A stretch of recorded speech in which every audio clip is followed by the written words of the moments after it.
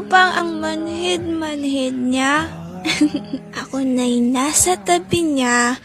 Tapos sana pa siya iba. Sino ba yan? Kamainay ha. Si Vince. Si Vince yung best friend ko. Na mahal ko. Mahal mo ako? Si Vince ka ba? Di ka naman si Vince eh. Kamukha mo lang yun. Si Vince lang yung mahal ko. Paano nangyari yun? Kung ganun, matagal na kitang sinasaktan? At alam mo yung masakit? Yung alam kong hindi na magbabago yung tingin niya sa akin. Tin, tulog na. It's patay talaga ako nito. Hay, hindi ko alam kung anong sasabihin ko, Tin. Nakakagulat yung mga sinabi mo. Hindi ko inaasahan. Pero kung totoo man yan, humihingi ako ng pasensya.